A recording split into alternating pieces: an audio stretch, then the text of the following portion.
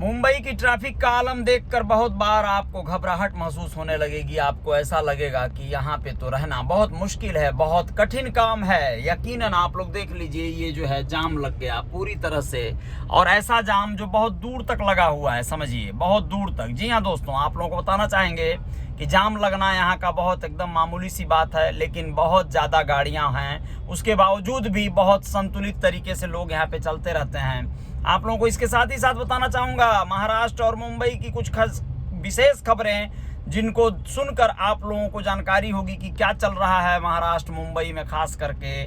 दोस्तों नमस्ते, मैं हूं Ajay Sahni, star real reporter news का मेरा पेज है। आप सभी का स्वागत है, अभिनंदन है। नवाब मलिक कभी कबाड़ी थे जो इन दिनों ईडी के चक्कर में पड़े हुए हैं। आप लोगों को बताएं, ईडी का इनके ऊपर रेड पड़ा था, ये ईडी के रेडार पर हैं। इनके साथ जो है तमाम बेनामी संपत्तियों से इनको जोड़ा जा रहा है। दाऊद इब्राहिम से इनका कनेक्शन बताया जा रहा है। आप लोगों को बताना चाहेंगे कि कभी समाजवादी पार्टी से इन्होंने अपनी राजनीति शुरू की थी। उद्धव सरकार में इन दिनों कैबिनेट मंत्री थे ये।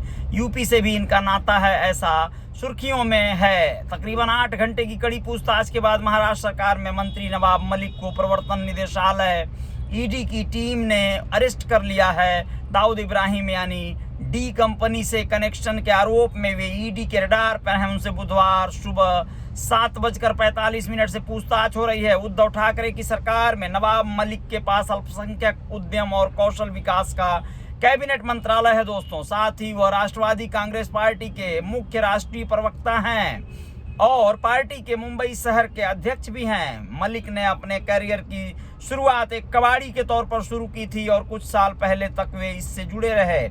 उत्तर प्रदेश के बलरामपुर से हैं मलिक का नाता। क्या नाता है? मूल रूप से उत्तर प्रदेश के बलरामपुर जिले के रहने वाले नवाब मलिक का परिवार खेती बाड़ी से जुड़ा था।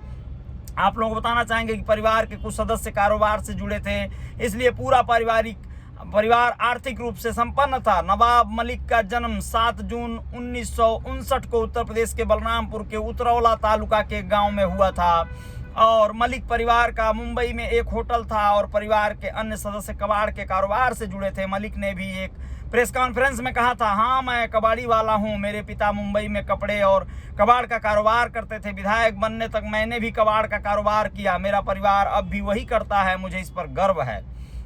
नवाब मलिक ने अपना पहला लोकसभा चुनाव कांग्रेस की तरफ से गुरदास कामत और भाजपा की तरफ से प्रमोद महाजन के खिलाफ 1984 में लड़ा था। उस समय मलिक की उम्र मात्र 25 साल थी दोस्तों। कामत को 2,73,000 वोट मिले थे। उन्होंने 95,000 वोटों से प्रमोद महाजन को हराया था। उस चुनाव में मलिक को सिर्फ 2620 वोट ही मिले थे।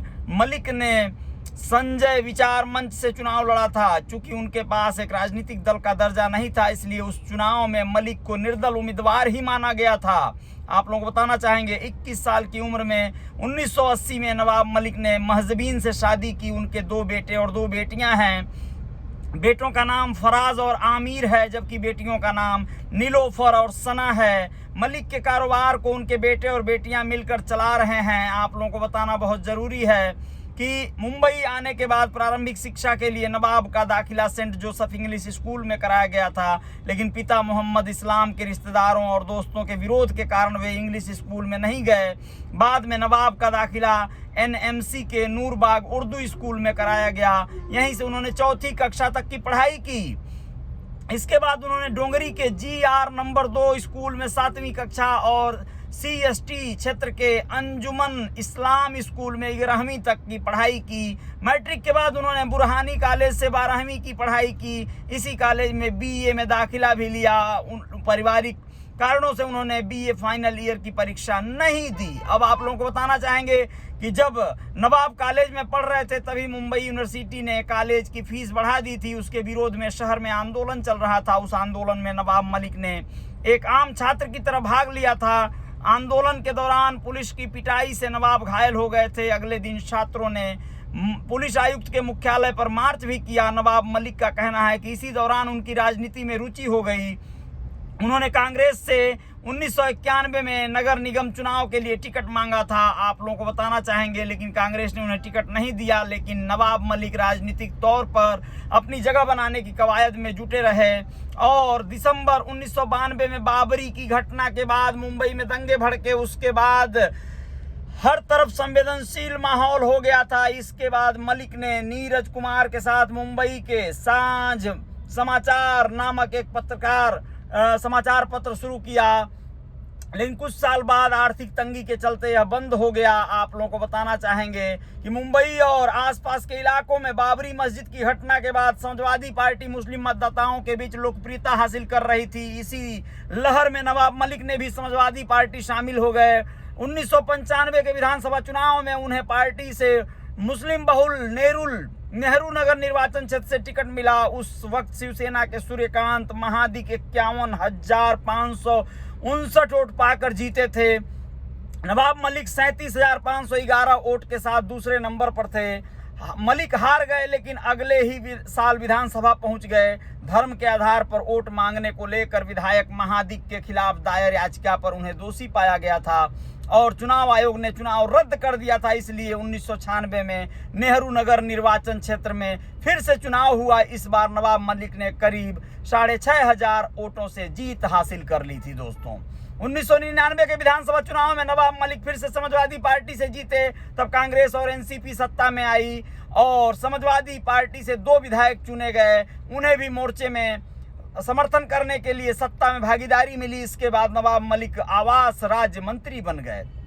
राजनीतिक तौर पर वह बहुत अच्छा काम कर रहे थे, लेकिन समय के साथ समाजवादी पार्टी के नेताओं के साथ मलिक के मतभेद सामने आ गए। इससे तंग आकर मलिक ने आखिरकार मंत्री होते हुए भी एनसीपी में शामिल होने की घोषणा कर दी। इसके बाद वे उच्च तकनीकी शिक्षा और श्रम मंत्री बने। आप लोगों को बताना जरूरी है कि 2005-06 के दौरान मुख्यमंत्री विलासराव देशमुख की सरकार में मंत्री रहे नवाब मलिक को इस्तीफा देना पड़ा था। मलिक पर माहिम की जरीवाला चाल पुनर्वसन परियोजना में भ्रष्टाचार के कई आरोप लगे थे। सामाजिक कार्यकर्ता अन्ना हजारे ने भी इस मामले को उठाया था। फिर एक जांच शुरू हो गई थी और नवाब मलिक को इस्तीफा देना पड़ा था। 12 साल बाद सुप्रीम कोर्ट ने इसी मामले पर फैसला सुनाते हुए मलिक को इस मामले में बरी कर दिया था। अब आप लोगों को बताएं, नवाब मलिक लगातार नारकोटिक्स कंट्रोल ब्यूरो मुंबई के डिविजनल डायरेक्टर समीर वानखेड़े और उनके परिवार पर आरोप लगाते रहे और 2 अक्टूबर 2021 को आर्यन खान गिरफ्तार हुए तो उन्होंने 26 दिनों के बाद 28 अक्टूबर को जमानत मिली थी।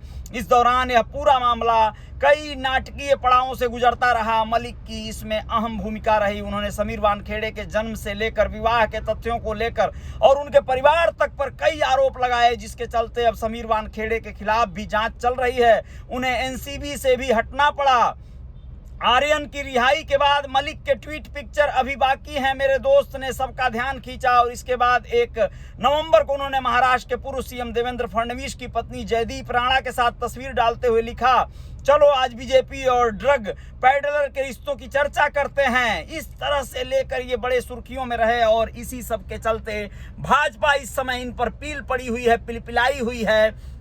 और आप लोगों को बताना चाहते हैं कि लगातार भाजपा शिवसेना से मांग कर रही है कि नवाब मलिक को बर्खास्त किया जाए, लेकिन शिवसेना अपने मंत्री पद से नवाब मलिक को बर्खास्त करने के मूड में नहीं है और वह नवाब मलिक के पक्ष में है और कोर्ट में तमाम दलीलें दी जा रही हैं। हो सकता है कि उन्हें राहत मिले, लेकिन अभी राहत मिलती नजर नहीं आ रही है। और ये ट्रैफिक का आलम देखिए आप लोग, ट्रैफिक अभी भी वैसे के वैसे ही पड़ा हुआ है जस का तस। लेकिन हम अब अपनी जयकार से आगे बढ़ने की कवायद करेंगे। बहुत हो गया आज के लिए, अभी के लिए। शाम को हो सकता है पुनः मुलाकात होगी। जय जयकार तो जारी रहेगी। बहुत बहुत शुक्रिया, आभार है आप सभी का। मुझे इंस्टा पर फॉलो कर लीजिएगा और मेरे रियल रिपोर्टर न्यूज स्टार को सब्सक्राइब कर लीजिएगा। जय जयकार जारी रहेगी। जय हिंद, जय भारत। शुक्रिया दोस्तों, धन्यवाद, आभार।